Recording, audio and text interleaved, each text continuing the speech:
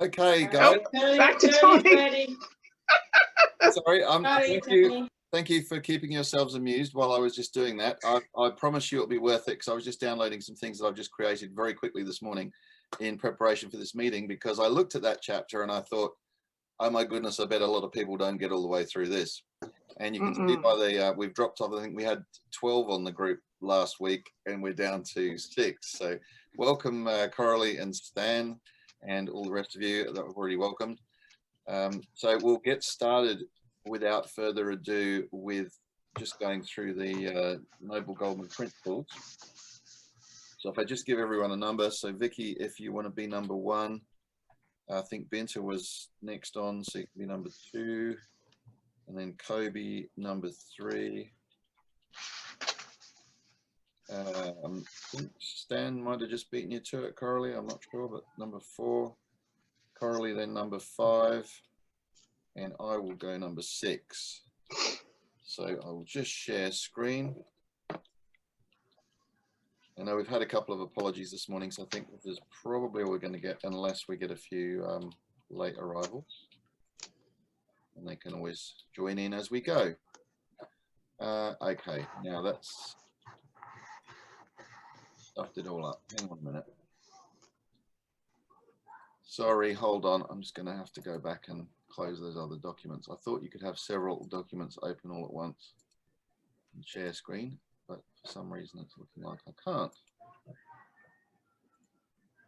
Right, so I'll do the Noble Goldman principles first. Here we go. Can we all see that? Yep. Yep. Cool. Okay. So lead us off. The purpose of the Mastermind is to learn leadership, build teams, and create multiple sources of income together.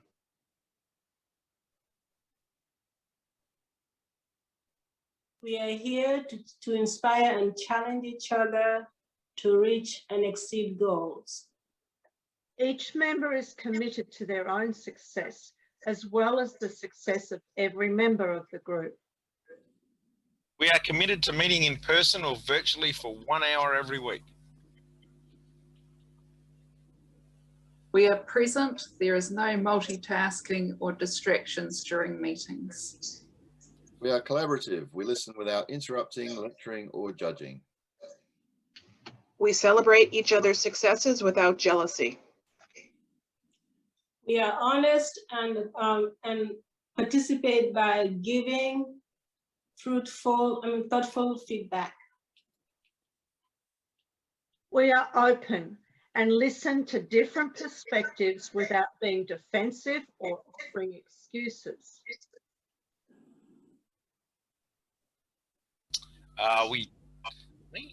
We trust fellow members enough to share fully. We are focused, but we also think it's important to have fun during meetings. Certainly is. We are real and authentic. This is a no BS zone. We allow ourselves to become completely aligned with each other and the high forces. One mind, one soul, one love. Noble Goldman International is a conscious, aware, and engaged global community of abundance and freedom creators. Our mission is to create 1 million millionaires who are free from this time for money paradigm. We focus on creating multiple streams of income through masterminding, team building, and effective utilization of internet-based platforms. The Mastermind becomes an opportunity for self-mastery, where the self-transcendent shift from the me to the we to the us occurs. As congruence engagement increases, the world's consciousness is then raised one meaningful and inspired relationship at a time. Excellent. Thank you, everyone. So, back to the big screen. Right. So we're here today to talk through the next 2 chapters of Napoleon Hill's Think and Grow Rich, which was chapters 7 and 8. So chapter 7 being organized planning and chapter 8 being decision. So let's see who has to go in the naughty corner. Has anyone actually read this apart from me? I did. I didn't quite finish chapter 8, but yeah. Well done. So you've got through Definitely in the chapter 7. naughty corner. It's going to be crowded in that naughty corner, isn't it? Yeah. What about you, Stan? I read through it and I kind of wrote down some notes. So I just kind of jot down. What I wrote here is aligning yourself with people when aligning yourself with as many people as you want that can work with you through your desire, whatever you're creating or whatever. And then also making sure that whatever you do benefits everybody in the group, in the mastermind group, like aligning yourself with the mastermind group and making sure that whatever you are creating benefits everybody in the mastermind group. And also not letting defeat, discourage you. Aligning yourself with people who don't take defeat seriously. Then he talks about Thomas Edison failing 10,000 times, and winners never quit, and I mean winners never quitters never win and winners never quit. And so I wrote those things, and that's as far as I go. I have so many other things, but I'm not going to go through it. Well, that was helpful. Well, that was great, Binta. Thank you. Really well done. Thank you. Thank you. Stan, I didn't quite catch. Did you read it or not yet? Oh yeah, I have read it. I was just I've been listening to it on audio tape as well. So the audio on my head. So sometimes my brain is like, I don't remember that bit. Oh, that's right. I remember the bit about them being making decisions, and no one was allowed to leave the room until the Declaration of Independence or something was written, and a few things like that. So okay, yes, you definitely got through chapter 8 then. Yes. All right. So the good news is for everyone is that I'm going to be going away in June for I'm going to the Cocos Keeling Islands for a dive trip for 10 days. Lucky you. I know. I was so lucky. We went there in September last year and it was awesome. So we decided we had to go back again because we can't go overseas. Technically, this is overseas, but it's still part of Western Australia. So we're able to go. The other thing is we had a postponed family trip from last year to go to Brisbane. So we'll be going across there, well, lockdowns permitting. So the second half of June. So we'll have to catch up. Yeah, well, we might be able to do that. So I'm hoping to catch up with a few people over East.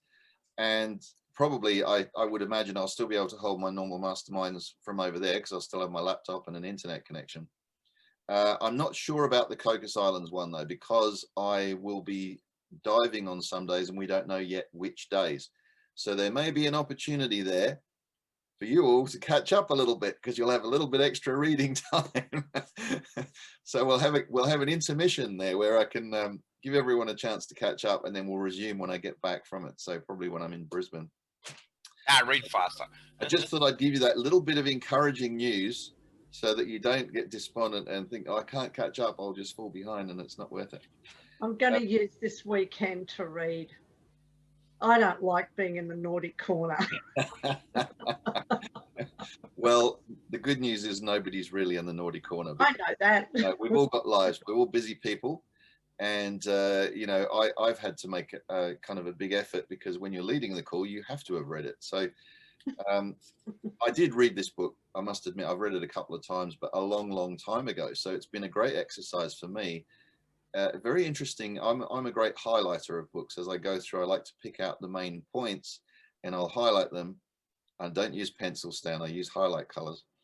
And well, it's my book. I can do what I want with it. So when I go back through, it's interesting to see that as you evolve through life and life lessons, you find different things to highlight. Isn't that interesting? So that's been a little bit of a side journey as well, sidebar for me. But the other interesting thing is that you realize that you've actually put into effect quite a lot of those principles. So a lot of them have stuck to the point where I actually thought I came up with that myself. And I realized I must have read it years ago when I read Napoleon Hill's book. So very interesting exercise. Now, for those of you who haven't had chance, to be fair to you, chapter 7 is a big chapter. And when I started reading it, I went, uh-oh, probably I should have just said read 1 chapter, not 2. But then luckily chapter 8 was a shorter chapter, so it kind of made up for it. But we'll focus the bulk of the learning, I think, today on chapter 7, which is organized planning. And some of that will be relevant to everyone, and there'll be a couple of things in there that are not really that relevant, depending on whether you have a business or whether you have a job, and which you aspire to have. Well, I guess we're all in business, aren't we? If we're all in Noble Goldman, we started a business anyway, whether we might look at it that way yet or not. But we certainly have the potential to build it into one if it isn't yet. So yes, Binta gave a great summary of the start of chapter 7 there. Very much, he does repeat a lot of things. So he does reiterate the point about transmitting desire into action, and that it's no use just, you know, thinking about things. He very much labors the point about the importance of masterminds, which is why we're all here, of course. And there was a good point that Binta raised there, was about when you decide to put your mastermind group together, to decide on what you will contribute, what will you offer to the other members of the group. Now, I think looking at the context of this, he had been around interviewing industrialists, and they had formed business groups where they were collaborating on big projects like the formation of the Steel Corporation and so on. But this still applies to all of us in our everyday life as well. And when you think about it, you actually do have a mastermind. You might not have considered it that way, but you know, if you have an accountant and a lawyer and a bookkeeper and a you know, a coach, maybe you've got a team of people around you. Maybe they haven't got those official titles, but there might be the family member that knows all about IT, you know, they're part of your mastermind group as well. But in this context, he's looking more at more of a business structure, because it's about aspiring to make money, to build wealth. So he talks about putting the people in your group and deciding what you're going to offer them, and makes the point that a lot of people obviously will not keep on giving unless they're getting something back. So are you going to pay them, or is it a collaborative effort that you share in the profits of what you're doing? Or how are you going to, it might not be money, that you might exchange services. So, you know, the old, you scratch my back, I'll scratch yours. You know, I know this and I'm good at this and you're good at that. So let's help each other in the different things. So that was interesting, and that it's very important to maintain harmony, and that ideally you want to meet at least twice a week, so that you're in constant communication with each other and helping each other to move forwards. And then you can check on progress as well, so that you will spur each other on to succeed. And like Binta said, he does talk about you know, that you must have multiple plans. So this organized planning chapter is a lot about planning, and that if plan A fails, go to plan B, and you know, right down to plan Z if you have to, I guess. So here's a contentious one. Quick discussion on this, if anyone's got any thoughts on this. What do you make of the statement, a quitter never wins and a winner never quits? I know you haven't read the book, but or yet this chapter, but just on that statement alone, what do you think of that? I think that's awesome. It's true. How can you ever win if you stop doing something? Like if you pull up in the middle of a race and say, I can't do this, you're not going to win, are you? Doesn't matter what the race is like. Well, I've got an interesting perspective just to push back a little on that one. Okay. So I had a point with my business where things were very much going against me. I had an accommodation business, backpacker accommodation. And in the summer of 09-10, we had the global financial crisis. Now, I'd had actually a couple of businesses, well, 1.5 businesses going on, which is crazy. Don't ever do that. But I started to scale things back down. But I was caught, I had some debts, I was overextended for various business reasons that I previously was always managed to trade myself out of and then go again, you know, and grow again. So I found myself hit at a point where I was overextended and the global crisis came in. My accommodation business went from 100% occupancy to 50% overnight. Now I battled on, and I guess I'd got that embedded in my personality and my psyche, that you don't quit, you keep going, you figure it out, you find a solution. But I got to the point where I realized that this was a wave that was too big. And I tell you what, because I've got that embedded philosophy, it's really hard to break that and go, actually, it's time to quit. But that's not really quitting, that's learning and moving on to the next thing. Sometimes you have to know when to move on. So that's what I would say. It's not necessarily quitting as such, but if the hurdles are too great, if you realize that this business opportunity or whatever it is you're doing has run its course and you're just flogging a dead horse at that point, then it's actually a smart move to go, let's let that go and go and do something I can actually do something with, and put my energies into something that I know I can build up again and start again. So that's just my little pushback on Didn't that. you just move to plan B? Well, I went through quite a lot of plans, I can tell you. Yeah, but I have too, but that doesn't mean you've quit. No, that's right.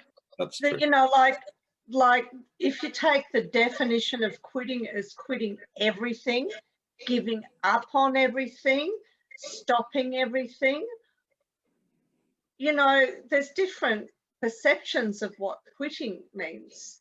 And flogging a dead horse is probably a good thing to stop doing. Yes. You just reassessed, you know, you just look back and just rearrange things. Like you said, it was too big and you needed to rearrange, and so you did. It's not quitting at all. Yeah, thank you for that. I actually did look at it that way, and one of the things, I had set up another cleaning business, which I still have today, and so I basically got out of all the tourism stuff that was going downhill fast, and just cut right back to having my cleaning business.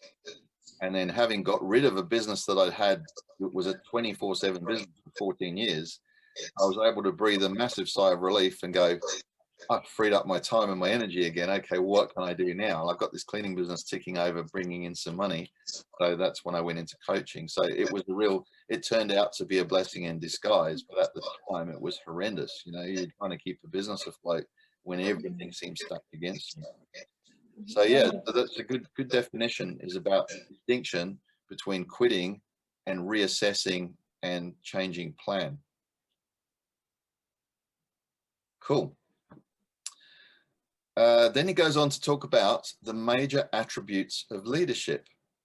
Now, I thought I wouldn't be surprised if not everyone's read this, because it's a big chapter, right? So I will just bring up and share screen a little something I prepared earlier this morning for you. Can you all see that? Mm-hmm. So these are what he says in the book as the major attributes of leadership. Now, how am I going to be able to scroll down? Ah, there we go.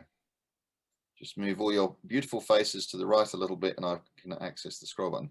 Right, so according to Napoleon Hill, in this chapter, he came up with 11 major attributes of leadership. And I'll share this afterwards on the page. So unwavering courage,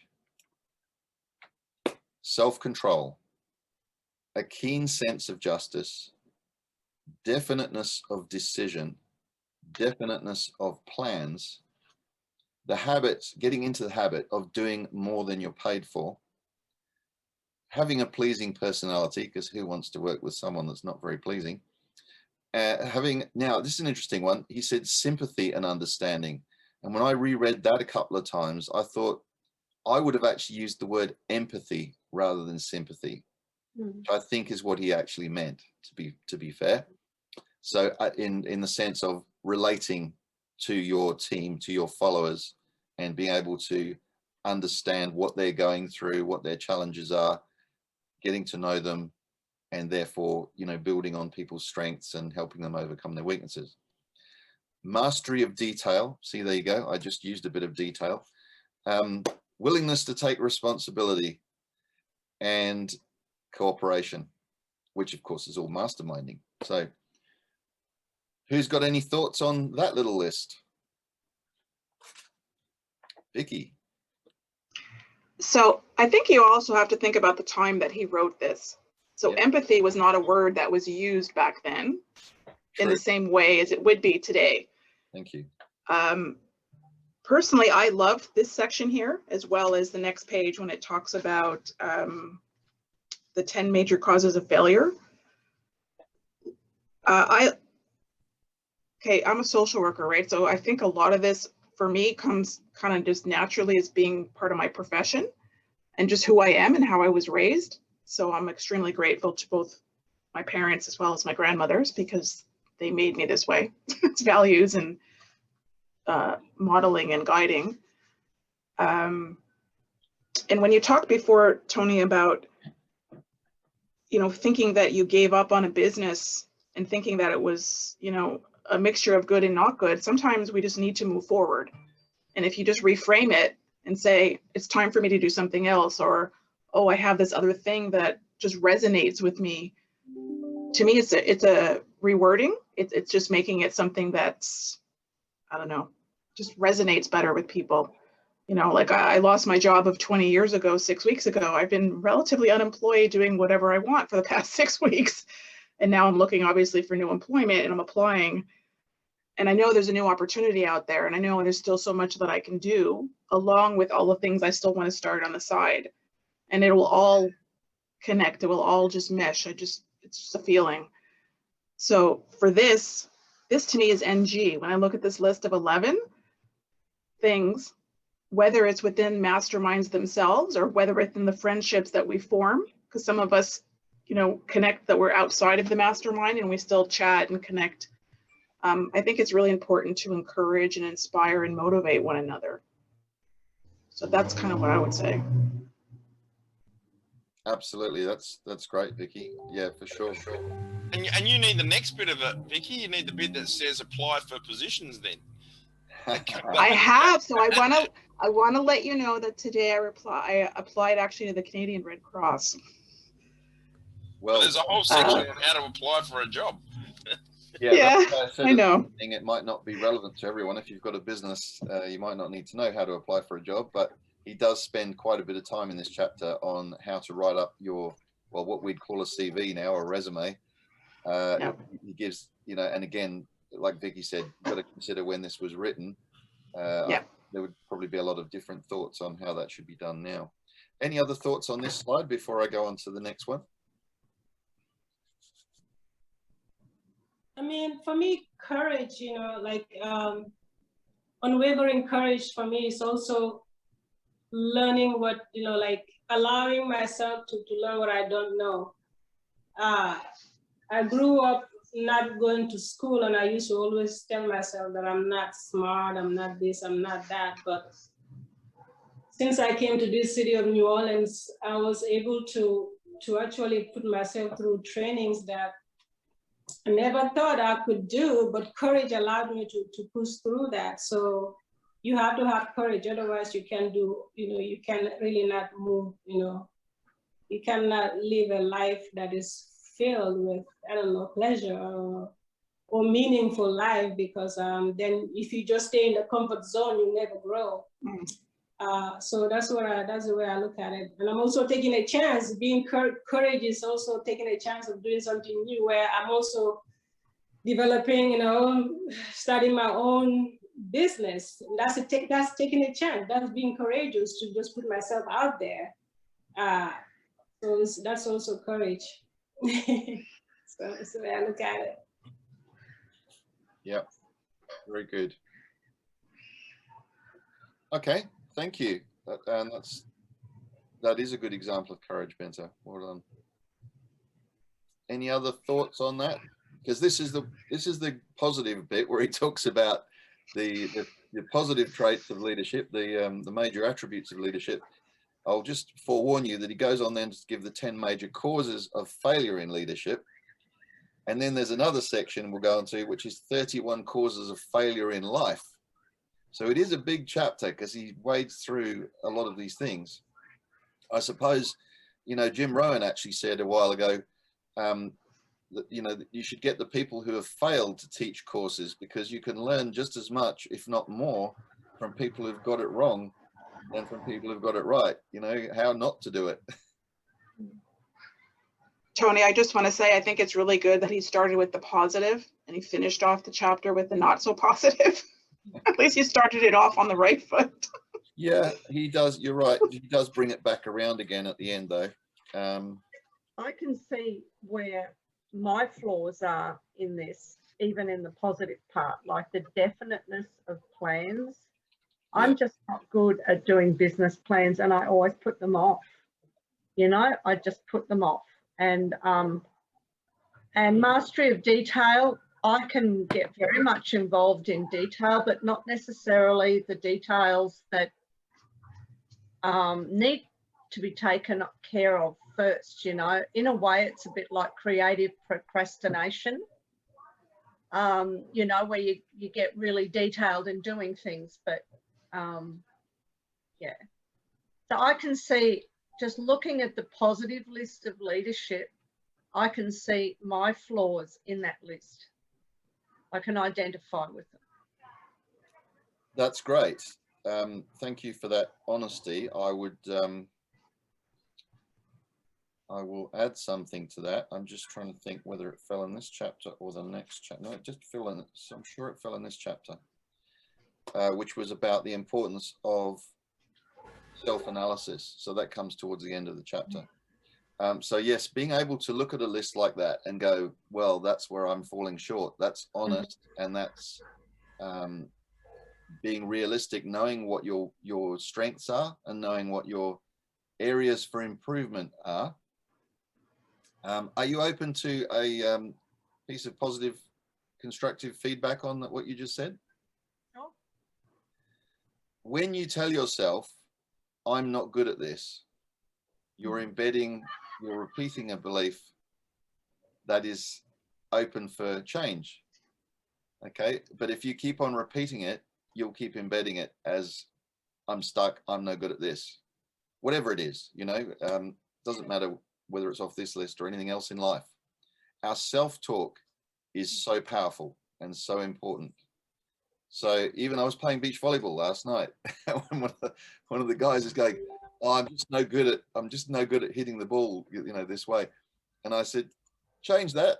I can't help myself. I'm a coach. So change that. You used to be no good at it, but from now on, you're going to be better.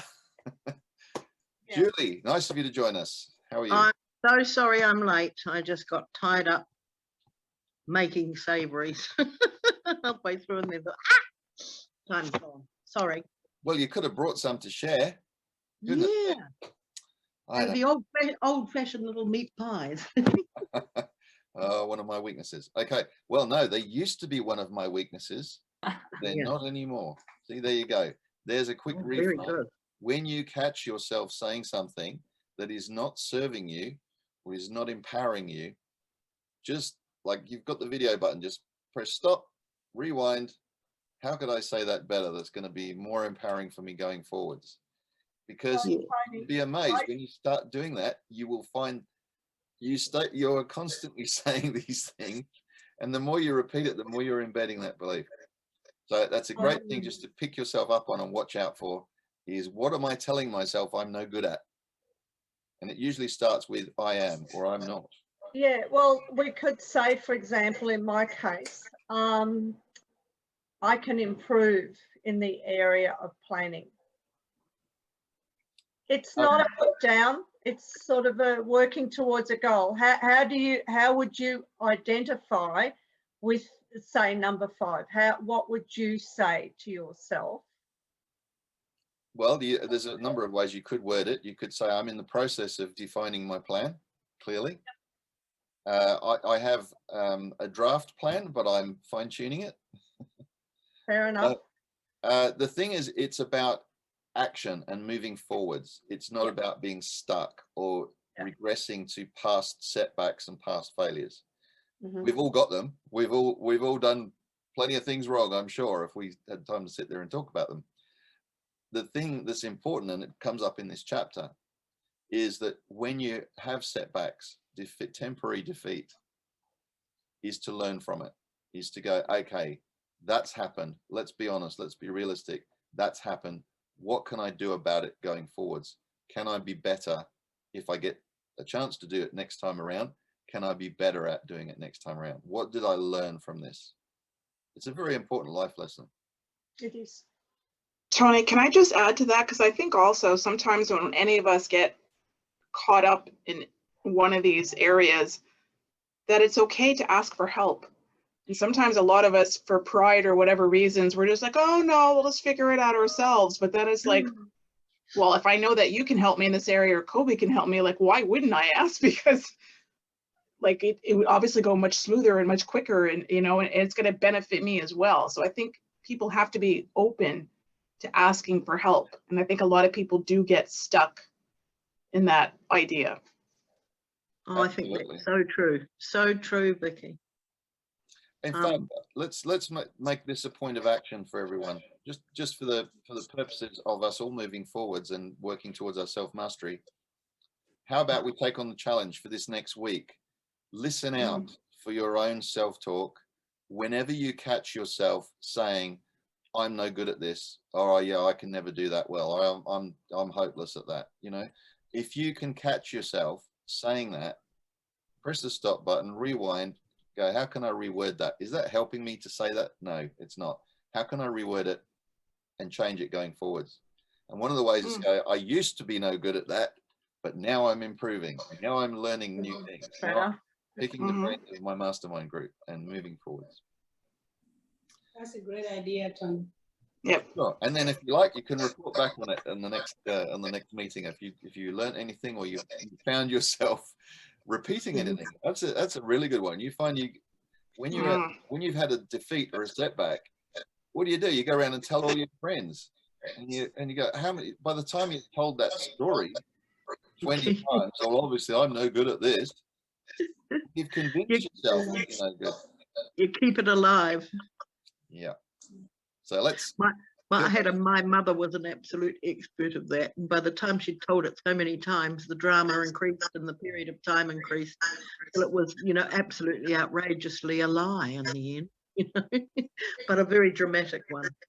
Yes, we actually tend to remember our previous version of the truth rather than the original truth. So as we tell the story, it's embellished or fine-tuned or molded into something that sounds more acceptable.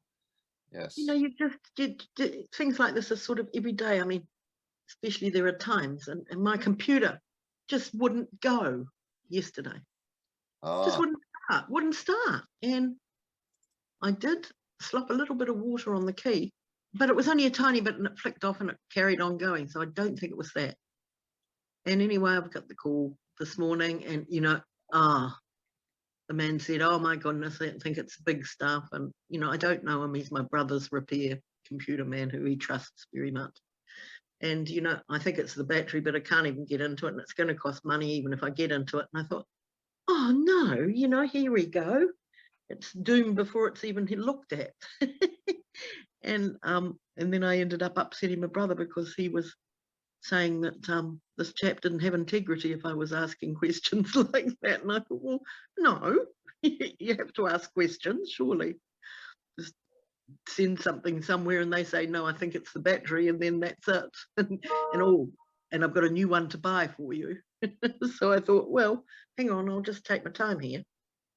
So can I just to clarify then, were you saying that you were asking these questions with an expectation of it not working out, or was it your son? No, I questioned the response from this person, you know, because he hadn't even had a look at it yet. He was just assuming, and then came back with, oh, this particular model of computer wasn't good. Well, you know, I'd bought this from a person that would work for the company, and it was a good computer. So my point was that sometimes you get into the habit of, and this is what I'm questioning with myself, of not trusting the person that said what he was saying, that I think it's a big problem, and if I start looking at it, it's going to cost you money, you know. So I'm with you. So, yeah, so was I being negative? That's what I'm asking, really, or was I going? I don't think so. I think he was being negative because he was. I think so too. He was working on what we call confirmation bias.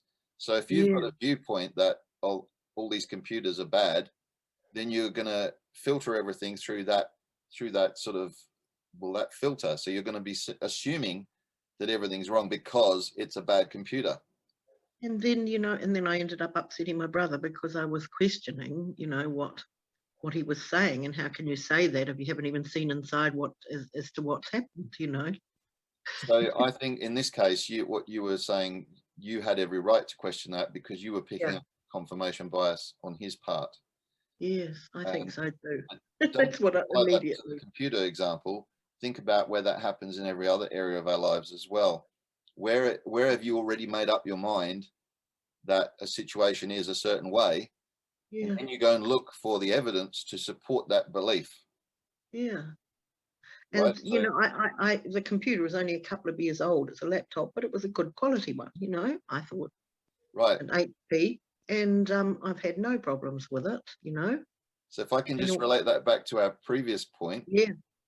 When you have told yourself, oh, I'm no good at giving public speeches or whatever it is, okay? And then someone asks you to go up and give the public speech. What happens? You've already got this fixed thing in your brain that's going, I'm no good at this. I'm going to stuff it up. So what happens? You get up there, you get all tongue-tied and you can't do it, and you stuff it up. Then you go, aha, see, I knew I was no good. I'd already told myself I was no good at that. Yeah. So you've just created a self-fulfilling prophecy because you're operating from a position of having a fixed viewpoint about your abilities or your weaknesses.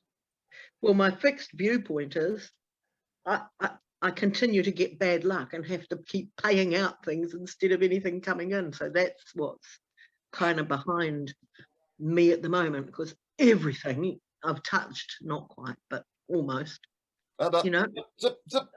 Zip it. Yeah, okay, so yeah, rewind.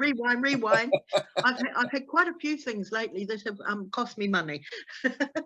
Okay, so you've learned some valuable lessons in how to do things better, and going forwards, your luck is going to be amazing. Yes, one hopes so. Awesome. Now, I don't mean to cut you off, just in the interest of time here. I've got to just, if I can just move you all over a second, I can scroll down here. Just very quickly, these were the 10 causes of leadership failure as identified by Napoleon Hill in this chapter. Very conscious of the time running away fast here, so I'm going to move a little bit quicker. Unwillingness to render. What does that mean? Humble service. Unwillingness to render humble service. Okay, I did. Yeah, sorry, it wouldn't fit all the way across. So sorry. Yeah, no, sorry. That's okay. So yeah, unwillingness to render humble service. So in other words, if you're a good leader, you have humility as well. You're willing to accept that listen to your followers, to listen to your team and ask for their input into things. You're willing to accept that you may not have all the answers, and that you're there to serve. You know, the more you serve your customers, then the more successful you're going to be. But if you have a humble example of that. Great example. I like that example a lot, and it talks about, you know, willingness to accept responsibility and not take when there's something wrong, don't blame other people, blame yourself. You know, blame yourself for not, you know. Yes, it was a lesson I learned early on as a young retail manager, was that, you know, if the staff made a mistake, the first person I would look at is myself and go, did I train them properly? Did I give them the right resources? Did I give them the right information? I wished I'd worked for you. So now that you're developing your own leadership as you build your business, take account of these things, because these are the things where you come unstuck. Yes. So being selfish, being intemperate is being a disagreeable pain in the butt. Disloyalty, well, that obviously speaks for itself. Who wants to be around anyone who's not loyal? And so that you want a leader who is going to be loyal to the team as well and back the team. Going back to intemperance, do you want to elaborate on that a bit? Yep. So I'll just find the actual. They're old-fashioned, aren't they, words now? Well, they are. This is part of, we have to bear that in mind. Which number was that again? That's number 7. 7. Yeah. Okay, I'll read the actual thing. It's only a short. Followers do not respect an intemperate leader. Moreover, intemperance in any of its various forms destroys the endurance and the vitality of all who indulge in it. So intemperate is being not in a good temper, not being consistent and reliable, like constant. Belligerent. Yeah, I think consistent is probably the main, being consistently approachable or fair or, just or treating people well consistently. See, I just looked it up and it says lack of moderation or restraint as over excessive indulgence, especially in alcohol. Okay, well, I don't think he could have meant alcohol. He doesn't mention alcohol in here, but I would take it more to mean the general trait of a leader. You don't tend to think of a leader being one who's drinking all the time. I mean, that's possible, but it's more likely he's talking about, I think, being of a consistent behavior towards your subordinates. So imagine you go to a boss, and I'm sure you've all met somebody like this, that one minute he's in a good mood and you hear the staff going, oh, the boss is in a good mood today, it's all right. And then, oh, don't go near the boss, he's in a bad mood. Yeah. Your head's Have you ever had a boss like that? Yes. That's what I get out of it too. Yeah. Just being open, approachable, leaving your door open for people that work for you. They can enter anytime to come and talk to you. Not closing your door 1 minute and then opening it 1 minute. And anyway, that's what I have. So that's being consistent, so people know where they're at with you. They don't have to sort of tread on eggshells 1 minute and then you're okay. I suspect though that it was a fair bit to do with alcohol because it was around that time, wasn't it? Oh, it might have been. I think it was a bit later though. I mean, if it had been written in like the early 1930s, that was closely after the Prohibition. I think it was more the temperance movement. It was called, wasn't it? Was the temperance movement? Well, it could be. I mean, this is the thing. We have to look at the historical context of this book, and then go, well, maybe some of it needs to be updated in terms of how we deal with things in today's world, because everything's a lot faster and information's at your fingertips, and there's a lot of social media has had a huge impact on things in both positive and negative ways. So there's a lot that's changed since he wrote this book, but some of the main still the same too. Lifelong principles. And 9 is interesting too. Emphasis of authority to lead. Yeah, like a bossy boots. Yeah, that's someone that really who leads by fear and tries to go, well, I'm the boss, I've got the authority to be the boss, so you have to listen to me, rather than I deserve your respect because I'm leading. Not and that's a killer. That's a killer. And probably 9 was more of the leadership style years ago. I think leadership is changing, not with everybody, but I know like in the apprenticeship system, I worked a lot with apprentices, and those poor kids, their bosses, run them around. They get to sweep the floor of the workplace because that's what the boss was doing when he learnt, and there's a lot of that still going on in certain areas where especially in the military as well. Yes, there's where leadership is pretty horrific, and it often causes people, or young people in particular, when they feel like, well, I've been to school, now I'm an apprentice and I'm training for this new job, and look what I'm doing. All I'm doing all day is cleaning everyone's dishes and sweeping the floor.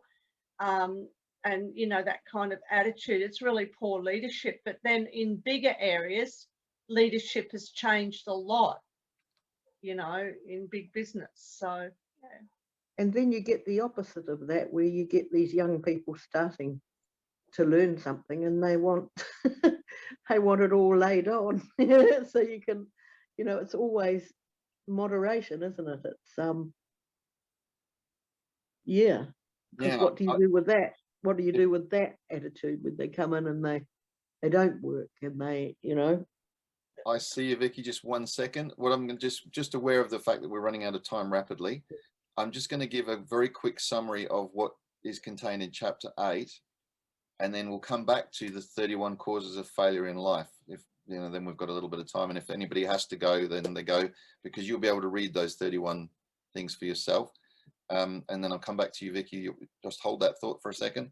So chapter 8, it's about decision, right? So it's about the mastery of procrastination. Now, I was going to talk to you about this, but I think I'll leave it till next week. No, I'm not. That's a little joke because it's procrastination. Okay. So he talks about reaching a decision quickly and then changing it slowly. Now, one of my bosses in my early days said to me, if you have a decision to make and the decision is easily reversible, then make it quickly. If it is not easily reversible and it's going to be a problem to get out of it, then grab as much time as you can and get as many facts and information as you can before you have to make the decision. I thought that was a really good piece of advice. But as a general principle, procrastination is something we should put off doing altogether. Right. So, and he goes on to say that opinions are the cheapest commodity on earth, that you will get opinions. And so there's a Russ Devan statement where he goes on to talk about the importance of listening to people. Russ Devan says, a closed mouth gathers no feet. You know, so try and have one mouth and two ears, listen to people, and that it's your deeds that count, not just the words. So rather than telling people what you're going to do, show them what you're going to do, show that by actually doing it. But again, you've got to look at the context. If you have a plan, you're trying to formulate a plan, then you may have to discuss that plan with other people to fine tune it. That's not quite the same as, I think he's talking about bragging. I'm going to do this, I'm going to do that, and then you never get around to it. And we all know some people that do that. A large part of the chapter is taken up by telling the story of the Boston Tea Party and the leading up to the Declaration of Independence, and the courage of the people who stood up against the British colonial rule and risked going to the gallows effectively if it all went wrong. And they were all willing, 56 people were willing to put their names to the Declaration of Independence.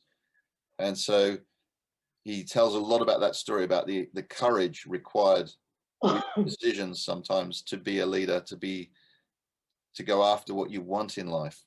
So he reaffirms the point that when you know, and this is as was raised right at the beginning of the book, when you have a definite purpose, when you know what it is that you want, you're far more likely to get what you want. If you don't know what you want, well, you just get what comes, don't you? So he said, in this case, most of us are not staking our lives on our decisions, but we're probably staking our economic freedom on those decisions.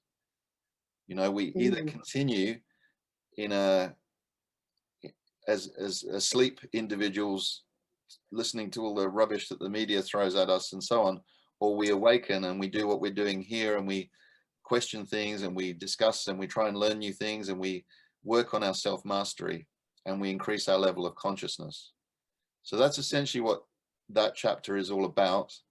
A large part of it is taken up with the story of the Boston Declaration of Independence. I'll come back to you. Sorry, Vicky, you had a point before. I just wanted to pick up on what Kobe and Julie were saying. It just, to me, this is an opportunity for people to step up into a leadership role and model the type of leadership that they think should be out there. So, you know, I've been blessed most of my life to have amazing mentors and, for the most part, really good leaders. I mean, yes, I had that occasional good mood, bad mood, door open, door closed, and you know, we kept away, whatever thing, but that's normal. Like we all have stuff that happens.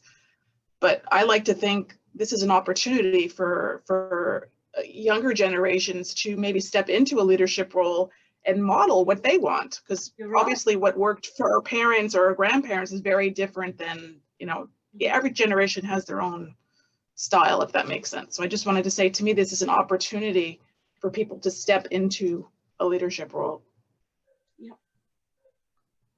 Yeah, one of the Very things good. I think the whole COVID situation has allowed the world to pause and reflect. Yeah.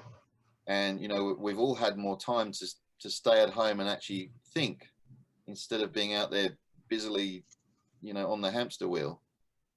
Yeah. And that as a global exercise in consciousness, it's made a lot more people aware. I mean, for one thing, the pollution, the realization of what we're doing to the planet, when you could suddenly see, you know, the fish in the canals in Vienna, and you could see the mountains from the city in the, you know, in India, Pakistan, or wherever.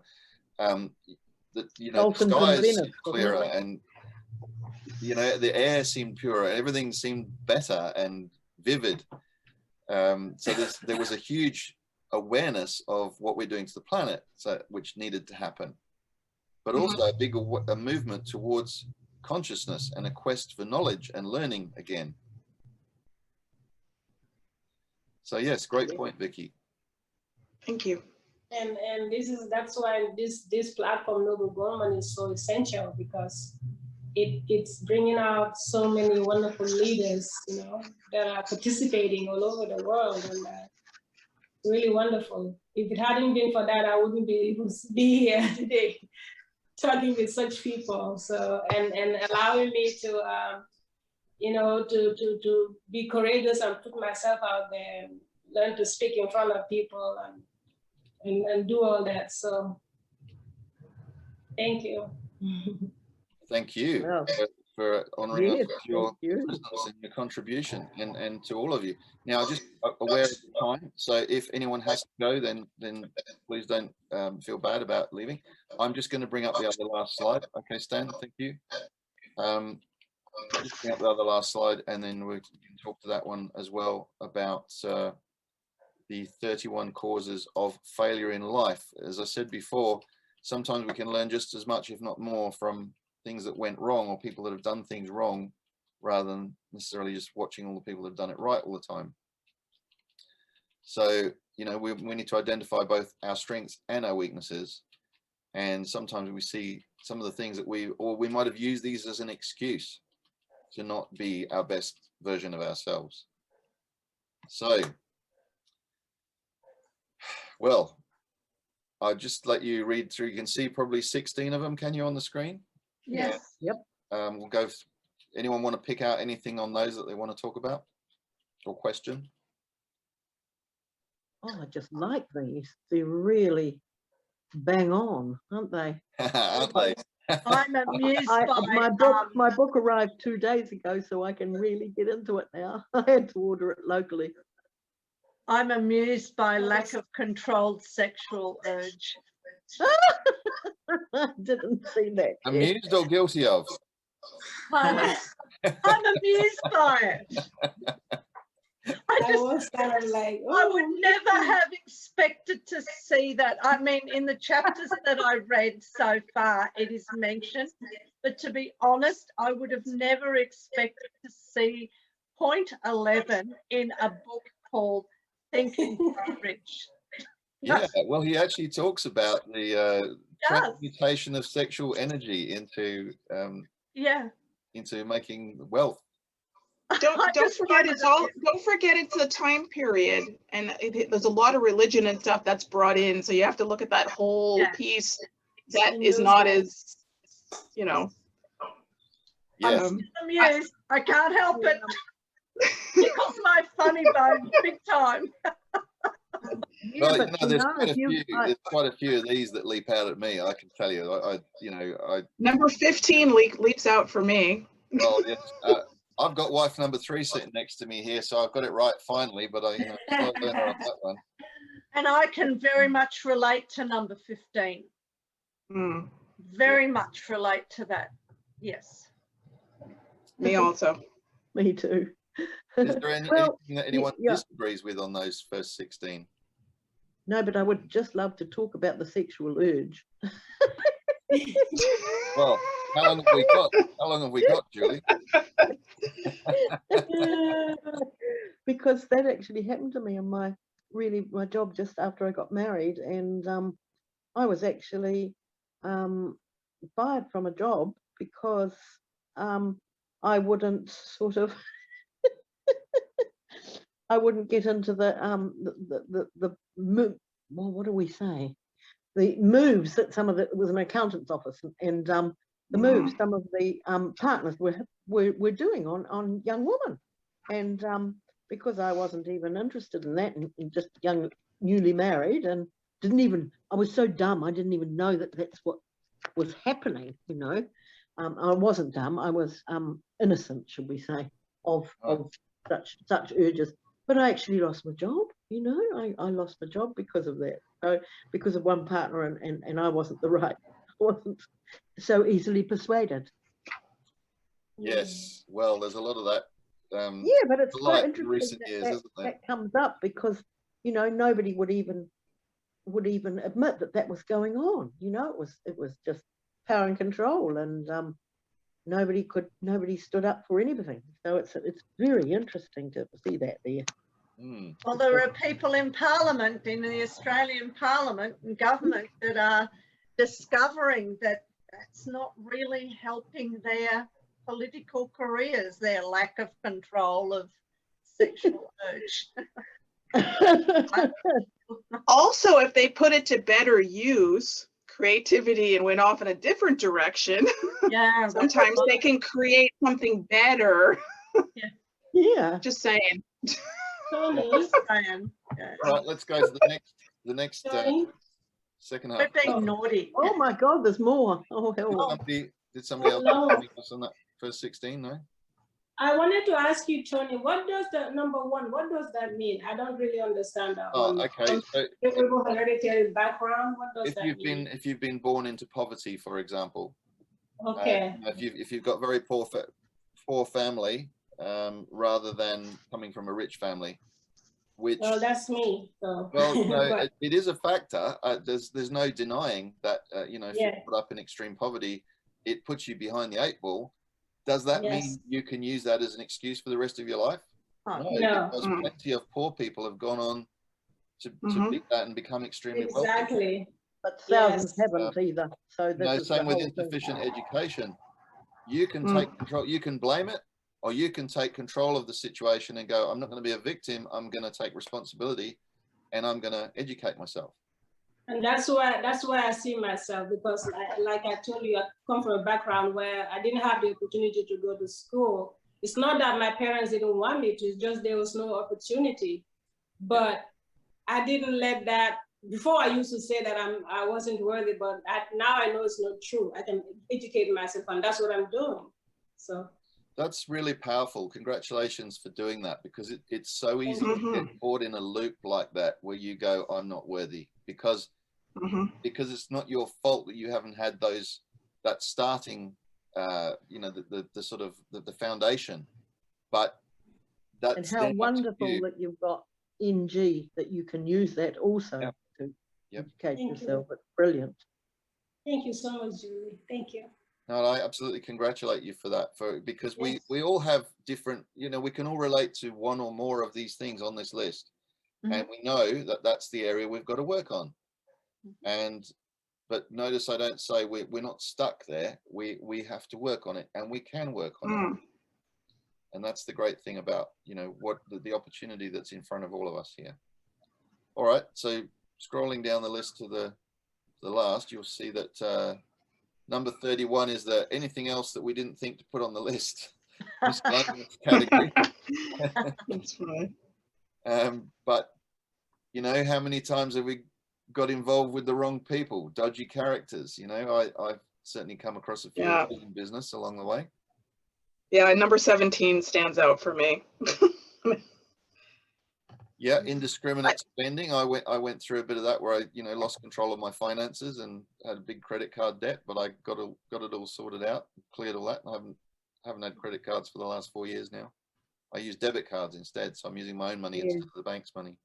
29 is interesting. Guessing instead of Yeah. because a lot of people really rely on their intuition and their guidance, and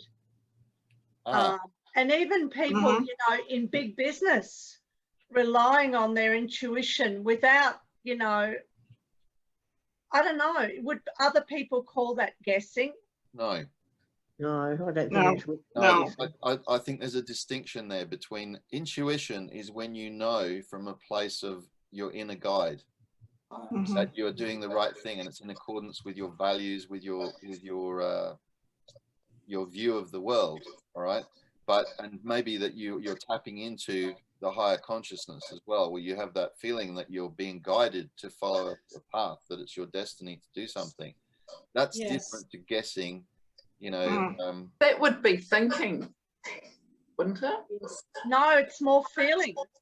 It's feeling, and that's why I'm wondering if he labelled the intuition thing more as guessing. No, well, I'll just read you what he actually says in that particular section. Is guessing instead of thinking. Most people are too indifferent or lazy to acquire facts with which to think accurately. They prefer to act on opinions created by guesswork or snap judgments. Okay. Yeah. So it's like bragging really. Well, it's more, if you get a half story, or you just go, oh, I heard that, the stocks in this particular company are on the rise. I better buy some stocks in that company, rather than going and doing the fact checking and the actual due diligence, Yeah, and it's very dangerous. Whereas intuition is more, as I said, being guided more in a spiritual realm. Yeah. Knowing and feeling inside that this is the right course of action.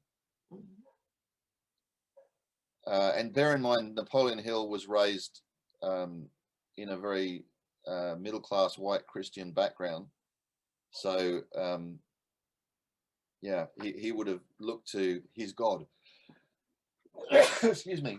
He would have looked to his God for guidance, and that would have been his understanding, or his inner connection, I suppose, would be with God. Although, when you read Outwitting the Devil, he's actually quite critical of religion. So, Tony, are you guessing or thinking? He was quite a controversial, contentious character. He didn't buy into the hypocrisy of the religion at the time, which was quite hypocritical. When you think about where America was at that point, the civil rights movement hadn't happened yet. I mean, there was still slavery going on. So how could you possibly agree with religion when we got people there preaching that it's okay to have slaves? You know what I mean? And don't forget, women didn't have rights either. We were still stuck at home, like depending on the spouse, or parents, or whatever. So when you read the US book, was one of the last, wasn't it, to come with voting rights? Sorry? America was one of the last, wasn't it, to come with voting rights for women? Oh, probably, yeah. I'm not so. It was. Was it the suffragettes? Was that in England or America? I can't remember now. England. Well, they also had in US also. New Zealand was the first to vote. Yeah, so not only did you have religious discrimination, or like racial discrimination, you had gender discrimination. You also had discrimination against homosexuals and everybody else. So, what have we got now? I run out of memory for all the different acronyms, the LGBTQ, all of that lot. Yes. there was no tolerance of any of all that stuff back then, So you've got to look at, again, the context and the timing of when this was written. It's good. It is very good. That's still very, relevant, isn't it? What's been especially written. 30 for me. I think it's just a Tony, I think it's just a matter of switching some of the language and just bringing it more modern. That's all. Yeah. What he meant by lack of capital was not so much Money, no? was not so much that you didn't have the money to get started, because his attitude was go and find the money to get started. But what he said was that it's a common cause of failure among people who start out in business for the first time is they don't have any capital reserves to absorb the shock of their mistakes. So it is a very common thing, as a business coach, I see it all the time, and I did it myself. You go in on a, you know, on the smell of an oily rag, you've got no money in the bank and you're trying to keep a business afloat. If anything goes wrong, you've got nothing to fall back on. You know, if you've got a cafe or something and the fridge breaks down, happened to me in the backpackers, you know, a fridge broke down, it's a few grand to replace it. And it always happens at the worst time. What do? You put it on your credit card because you've got no, unless you've got a bank loan or something, or a, you know, an overdraft facility. And then you're stuck with this debt that you're trying to pay back at the same time as cope with your normal expenses. So going into, if you're going to go into business, either go into something that doesn't require a lot of capital to start it up, or make sure you've got some money in the bank before you start. So if that is, or another job, like if you're going to, like, this is perfect where you can start a business part-time on the side and still have your normal income coming in, and you do this on the side, then once you get to the point where this one's built up, you can switch over and say, thank you, boss, I don't need you anymore, I'm off to do my own thing now. Or whatever version of that you want to have, depending on the open or shut door policy of the boss and their temperance. What exactly does 26 mean? What does that mean? Power not acquired through self-effort. Oh, okay. So sons and daughters of wealthy men and inherit money which they did not earn. You know, the nouveau riche. Power in the hands of one who did not acquire it gradually is often fatal to success. Quick riches are more dangerous than poverty. Look at the people who win lotto, and within 5 years they're more broke than they were when they won it, before they won it, because they don't know how to handle it. So they just blow it all and then end up running up debts. What is egotism and vanity? What does that mean? I mean, I think I understand, but well, egotism is, you know, being full of yourself and you know all the answers and nobody can tell you anything. And vain is when you love yourself too much. Like we need to love ourselves, but not to the point of going, I'm above everybody else. That's the opposite to the humility side of things. Right. Okay. Thank you for putting this list together, by the way, Tony. That's amazing. You to sit down and take all this and write them down. Thank you so much. You're welcome, and really I'll put amazing. On creating your ideal life page, so you can. Okay. But it's a good reference thing. I mean, I'm actually going to print them out and put them up on the wall, I think, because they're good reminders. Beautiful. Yes. How to be and how not to be. I would like to print it out and just actually frame them and put them on the wall, like you said. Okay, well, I'll make them available. I just knocked those up in Canva this morning. Okay, so, thank you. There's just one last thing that came up in that chapter 8 that I'll just mention. Was he called QQS, which was quality, quantity, and spirit of service. So he said that the go-getter, the traditional story of the go-getter, and if you've ever read that book, The Go-Getter, it's a brilliant book. The go-getter is all about perseverance, really. But in this world now, and bear in mind this was written a long time ago, that we are now the go-givers. That the more you give, you act in accordance with that law of giving and receiving. You give first, and then you will receive. The people who are going out there trying to just take, they will come unstuck. And it's a tough lesson to absorb, maybe, but it's a good lesson to absorb, that you realize that the more you come from a heart-centered place of giving and helping people and being of service to others, the more you will end up gaining. That's the karmic law that will come back to you. And sometimes it may take a bit of faith to realize, you know, you might seem to be giving, and there's other people just taking. You also have to put some boundaries in. So maybe you don't, you know, just become a sponge for everybody else to suck the life out of. You have to have your own boundaries of how far you will go, but you also must come from a place of being of service to others. And the more people you can serve, the more you will end up gaining. Tony, I also think when you give, it doesn't come back to you in the way you think it's going to. Yeah. It tends to come back in a different way at a later point in time. Yep. Well, that's been my experience anyway. Any other last points? Because I'm just aware of your time and I don't want to already encroached over the. I have to go, Tony. Yep. All right. Well, thank you so much. This has been awesome. Thank you. Thank you, Tony. Yeah, awesome. Thank you. Thank you. So Thank we'll you do so chapters much. 9 and 10 next week. So you've got a bit of catching up to do. I do. Something like Mhm. That break is coming up when I go on holiday for 2 weeks. When do you go, Tony? Sorry? When do you go? The 1st to the 11th of June, I'm in Cocos Islands. Okay.